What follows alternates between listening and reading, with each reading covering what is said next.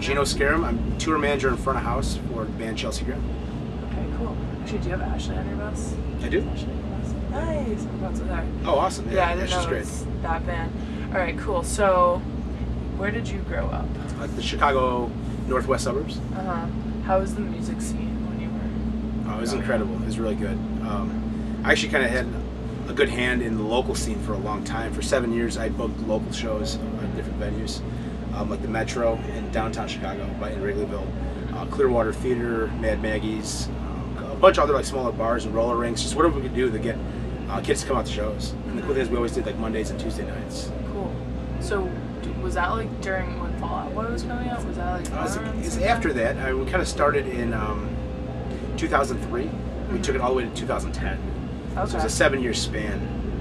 So did you not start touring until like 2 years ago, or were you? Yeah, like I've toured since 2001, but it was like small van and trailer stuff with my band and my friends' bands that would need a sound guy for 10 days or something. It wasn't anything like going out for 2 months, like Warped Tour. But my first like big bus tour with like the Plain White T's was May 2009. Okay. And were they? Would you say they were like the first band that you worked with that was like established? Like not a local band, but like a band that was like on a label and like touring and stuff? They gave me my break into this industry. Okay. And you started doing sound with them, right? Yeah, I was their monitor engineer. I still am. So how did you first like get into sound? Like how did you learn how to do that? Oddly enough, it's from my band. We needed a PA because we'd rent out like VFW halls and like skate parks, roller rinks. So I bought a PA and I just learned how to do it myself. I never really went to school for it or anything like that. Kind of just like bought pieces here and there. And other bands would ask me if I could do sound for their bands when they would play there the next week or the week after, the next month. Like, hey, can we pay you $50 to come do sound for 5 bands? I'm sure.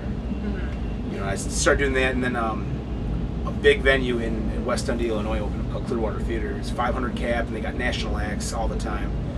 And I offered to work there for free just to get the experience, and they took me right in. Nice. And they really helped me get my start because I got to learn everything I needed to really make it in this, like doing live sound at this level.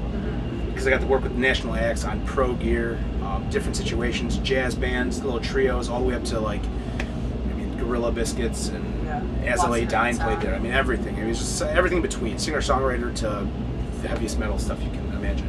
So definitely like diverse experience. Yeah. So would you recommend like if somebody's trying to learn sound that they branch out into other genres too to sort of learn like a different, because it's different for every genre, right? Yeah, it keeps it fresh and new too. Like if you do different things, you pick up different techniques, and it's just, I don't know, it's hard to explain. Like when you do one thing for too long, it can kind of get routine. But when you mix up the genres, it's always fresh, and you're always learning and trying to look at things different angles and using different like effects and different EQing. Got it. It's a lot of fun. What's your opinion on like kids who have an opportunity to go to school? Not on the kids themselves, but like programs where kids can learn sound and stuff. Do you think like that can be beneficial, or do you more recommend just like going to school and like getting your own experience on the side? I think it depends on the person. Most people I know that worked at the Metro in Chicago, it was split. 2 of us went to school for it, 2 of us didn't. And I did not go to school for it. It's just like, I find it more beneficial just to get in and do it. And I didn't need to take math classes and science classes and stuff like that to do sound. I just threw myself completely in it, and I'd worked for free, I worked hard, and I just did what I had to do. Some kids, they might not have the opportunities that I had to be able to work at a place for free. Maybe it's overpopulated, or they don't take interns, or so going to schools, they're their foot in the door. Got it. You know, I just know school's very expensive, and for audio, no matter if you go to school or not, you're going to need the real world experience. So it's like either way, you're going to have to do the route I took if it's before or after school. Okay, so, got it. So it's sort of like personal. Yeah, I mean, if you're the kind of person that wants to learn every little thing, go for it. You know, it's great. Okay. I personally enjoy school, and I want to go for electronics. But, I mean, audio, I think it's a field where it's probably 50-50. I mean, maybe even more people didn't go to school that can still be successful in the field. Yeah. So can you explain how Warped Tour differs, or your job at Warped Tour differs from what it's like when you're in a club tour? Oh, it's as an audio engineer, it's on our stage. We're on the Monster Energy stage, and we've got an analog console. So every single day, I need to dial my mix in from scratch. where if you're on the Tilly stage or any of the main stages, you've got a digital console, and you just recall your setting from the day before, and you're pretty much in the ballpark where you started or ended from the day before. So when you start, all your settings, EQs, gains, all that, pretty much there, and you just got to kind of tweak it for the PA that day, and the settings and the humidity and how far you are from everything. So there's minor adjustments where I start from scratch every day. Like I need to dial in everything, my gain structure, my EQing, panning, routing, everything. Even my faders. I mean, I got to do everything from scratch. So it's a little different. It's definitely made me a lot more sharp. I'm used to being on a digital console where it can make you a little lazy. Like every day you recall, then you kind of just make your tweaks. But I really enjoy it every day, diving in and just doing it. You know, it's been fun. Yeah. And on Warped Tour, so many bands are squeezed onto one stage in a day, so there's like really short period of time between each band. Yeah. So there's no like sound check or anything like that, right? We don't sound check with line check and headphones. We don't do it through the PA. I cue up every instrument and listen to it and make sure it sounds the way I want it to. And then obviously once it comes to the PA, it changes a little bit, and then you tweak it during the first song, and then you just kind of do your mix from there.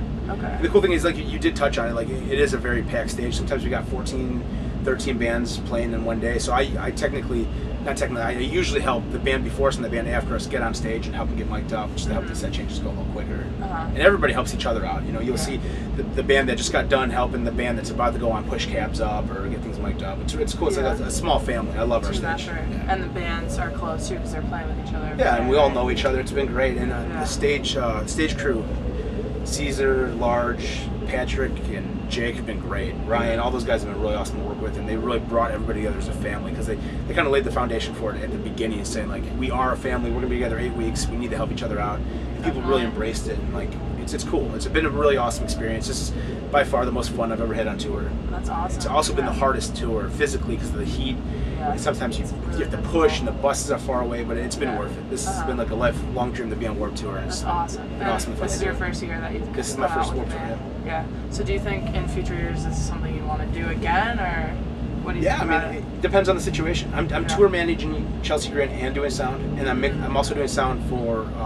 I was doing 2 other bands, so I was TMing and doing 3 bands, and that was a lot on this tour. On this tour, okay. For my first Warped Tour, there's a lot to bite off and like try to manage my day with signings and mixing 3 bands, and then just doing my guys need water, they need beer, they need ice, they need whatever they need, a towel or anything they need to be able to get a hold of me, and a lot of times I'd be tied up. So it was a juggling act at first, but I really like it. So what are your plans when we go home? Because we only have like a week, or less than a week.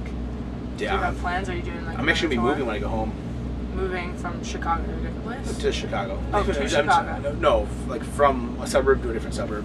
Oh, okay. So like still in Chicago. Yeah. It's going to be like a 30-minute closer to the city type. Oh, drive. nice. Yeah, so. Okay, cool. Yeah, so I'm super excited. Yeah, it's going to be a lot of work, nice. packing up, and it'd be good to see my family, play with my dog. Oh yeah, sleep in. To see my dog too. Super excited to sleep in. Nice. Yeah. Well, that's about it. Thank you. Awesome. Thank you. Yeah.